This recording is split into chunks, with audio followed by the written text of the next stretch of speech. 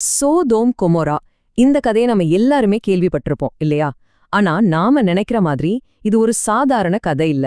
இதுக்குள்ள ரொம்ப ஆழமான அர்த்தங்கள் இருக்கு. இன்னைக்கு அந்த நகரங்கள் நிஜமாவே ஏன் அழிக்கப்பட்டுச்சுங்கிற உண்மையான காரணத்தை தான் நம்ம பார்க்க போறோம். அப்போ நம்ம எல்லாருக்குமே ஒரு கேள்வி வரும், பைபிள்ல சொல்ற இந்த பெரிய அழிவுக்கு உண்மையான காரணம் என்ன? நம்ம பொதுவா நம்புறது ஒன்னு இருக்கு, ஆனா அது மட்டும் தானா காரணம்? இல்ல அதுக்கு பின்னால வேற ஏதாவது இருக்கா? வாங்க இத பத்தி தான் விரிவா பார்க்க போறோம். முதல்ல ஒரு விஷயம் புரிஞ்சுக்கணும். ஆதி ஆகமத்துல 4 பெரிய சம்பவங்களை சொல்றாங்க. மனிதனோட வீழ்ச்சி, நோமாவோட பெருவெள்ளம், பாபேல் கோபுரம், 4வதா சோதோம் கொமோராவோட அழிவு. இந்த 4மே இன்னைக்கு வரைக்கும் நம்ம உலகத்துல ஒரு தாக்கத்தை ஏற்படுத்திட்டு இருக்குன்னு சொல்றாங்க.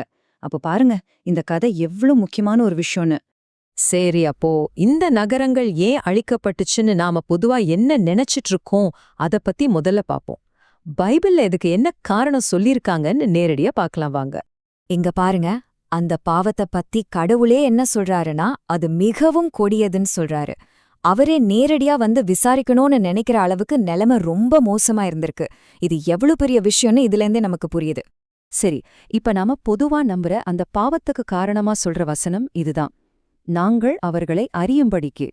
இங்க அறியும்படிக்குங்கிற வார்த்தைக்கு பாலியல் ரீதியான அர்த்தம் இருக்குன்னு தான் பரவலா நம்பப்படுது. இதுதான் சோதோமோட பாவம்னு நிறைய பேர் நினைக்கிறதுக்கு முக்கிய காரணம். இந்த கருத்து வெறும் பழைய ஏற்பாட்டோட நின்னுடல, புதிய ஏற்பாட்டிலையும் இத பத்தி சொல்லியிருக்காங்க. அது எப்படி இந்த பொதுவான கருத்துக்கு இன்னும் வலு சேர்க்குதுன்னு பார்க்கலாம். யூதா புத்தகத்துல பாருங்க, சோதோம் கொமோரா மக்கள் விபச்சாரம் பண்ணி அந்நிய மாம்சத்தை தொடர்ந்ததால அவங்களுக்கு நித்திய அக்னி தண்டனை கிடைச்சதுன்னு ஒரு உதாரணமா சொல்லப்படுது. இது நம்ம பொதுவா கேள்விப்பட்ட கதையை அப்படியே உறுதிப்படுத்துற மாதிரி இருக்கு இல்லையா? ஆனா கதை இங்க முடியல. இங்கதான் ஒரு பெரிய ட்விஸ்டே இருக்கு. ஒரு தீர்க்கதரிசி இதுக்கு ஒரு புது விளக்கத்தையே கொடுக்கறார். நாம இதுவரைக்கும் நினைச்சிருந்த எல்லாத்தையும் மாத்தக்கூடிய ஒரு வெளிப்பாடு அது. இப்ப வரைக்கும் பார்த்தா கதை ரொம்ப தெளிவா இருக்கிற மாதிரி தோணும். பாலியல் பாவம்தான் காரணம்னு. ஆனா நிஜமாவே அது மட்டும்தானா காரணம்? நம்ம நம்பிக்கைய கேள்வி கேட்க வைக்கிற ஒரு முக்கியமான ஆதாரத்தை இப்ப நாம பார்க்க போறோம். இதுதான் அந்த முக்கியமான வசனம். எசேக்கியேல் தீர்க்கதரிசி என்ன சொல்றாரு பாருங்க. சோதோமின் அக்கிரமம் என்னன்னா பெருமை, அளவுக்கு அதிகமான சாப்பாடு, சொகுசான வாழ்க்கை. ஆனா ஏழைகளையும் கஷ்டப்படுறவங்களையும் அவங்க கண்டுக்கவே இல்லைன்னு சொல்றாரு. பாலியல் பாவத்தை பத்தி இங்க பேச்சே இல்ல. இது கதையோட மொத்த பார்வையுமே மாத்துது. சரி, அப்போ எசேக்கியேல் சொன்ன அந்த 3 பாவங்கள் என்னென்ன? அது ஒவ்வொன்னா நாம கொஞ்சம் ஆழமா பார்க்கலாம். மேட்டிமை, அதாவது பெருமை. 2வது ஆகார பரிபூரணம், அதாவது தேவைக்கு அதிகமா உணவு இருந்தும் அடுத்தவங்களுக்கு கொடுக்காதது. 3வது நிர்விசாரமான சாங்கோபாங்கம், அதாவது ஒரு விதமான சோம்பலான சொகுசான வாழ்க்கை. இதுதான் எசேக்கியேல் சொல்ற சோதோமின் உண்மையான பாவங்கள். சரி, இது ஒவ்வொன்றும் என்னன்னு கொஞ்சம் விரிவா பார்ப்போம். முதல்ல பெருமை. இது ஏதோ சாதாரண தலக்கணம் இல்ல. நீதிமொழிகள் புத்தகத்துல சொல்ற மாதிரி இருதயத்துல பெருமைங்கிறது கடவுளுக்கே அருவருப்பான ஒரு விஷயம். இது மனசோட ஒரு நிலை.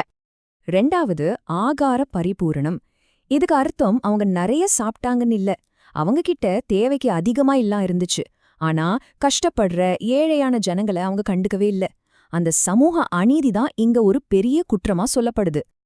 ஏசாயா தீர்க்கதரிசியும் இதையேதான் சொல்றாரு. பசியில இருக்கிறவங்களுக்கு உன் சாப்பாட்ட கொடு, வீடு இல்லாதவங்கள வீட்டுக்கு கூட்டிட்டு வான்னு சொல்றாரு.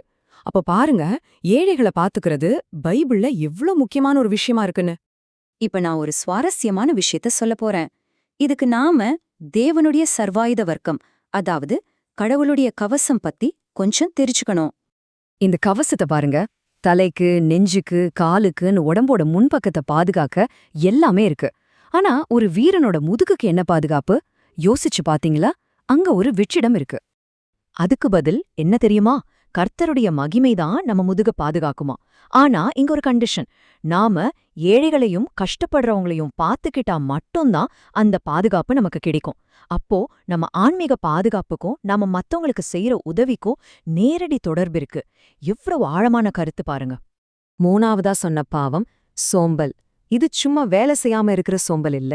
இது என்னன்னா, வாழ்க்கையில எந்த கவலையும் இல்லாம ரொம்ப அமைதியா பாதுகாப்பா சொகுசா இருக்கும்போது இந்த ஆசீர்வாதங்களை எல்லாம் கொடுத்த கடவுளையே மறந்து போற ஒரு நிலை. அதுதான் தார்மீக வீழ்ச்சிக்கு வழிவகுக்குது. சரி, இப்போ 2 பக்கத்தையும் ஒப்பிட்டு பார்க்கலாம். ஒரு பக்கம் நாம பொதுவா நினைக்கிற மாதிரி பாலியல் ஒழுக்கக்கேடு ஒரு காரணமா சொல்லப்படுது.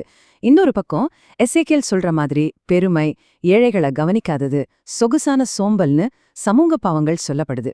அப்போ சோதோமின் பாவங்கிறது நாம நினைச்சதை விட ரொம்ப சிக்கலான பல முகங்கள் கொண்ட ஒரு விஷயம். சரி, இவ்ளோ நேரம் ஒரு பழங்கதைய பத்தி பார்த்தோம். இப்போ முக்கியமான கேள்வி, இந்த சோதோமின் பாவங்கள் எல்லாம் இன்னைக்கு நம்ம உலகத்துக்கு எப்படி பொருந்துது? வாங்க பார்க்கலாம். நம்ம ஒரு விஷயம் புரிஞ்சுக்கணும். சோதோமோட பாவங்கிறது அந்த ஊர்ல மட்டும் இருந்த ஒரு வைரஸ் மாதிரியான விஷயம் இல்ல. அது ஒரு குறிப்பிட்ட இடத்துக்கோ மக்களுக்கோ சொந்தமானது இல்ல. அது மனித இதயத்தோட ஒரு நிலை. அது யாருக்கு வேணும்னாலும் எப்ப வேணும்னாலும் வரலாம். இந்த வசனம் இன்னைக்கு எவ்ளோ பொருந்தது பாருங்க. என்னோட திறமையால, என்னோட உழைப்பால தான் இந்த சொத்தையெல்லாம் சம்பாதிச்சேன்னு நம்ம மனசுக்குள்ள நினைக்கும் போது நாமளும் சோதம் செஞ்ச அதே பெருமைங்கிற பாவத்தை தான் செய்றோம். நம்ம வெற்றிக்கு உண்மையான காரணத்தை மறந்துடுறோம்.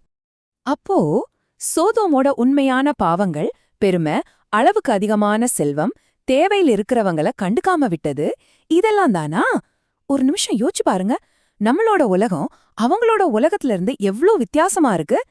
இந்த பழங்கால கதை நமக்கே நாம பிடிச்சு பாக்குற ஒரு கண்ணாடியா மாறுது. நம்ம சமூகத்தை பத்தியும் நம்ம ஒவ்வொருத்தரை பத்தியும் ஆழமா சிந்திக்க வைக்குது இல்லையா?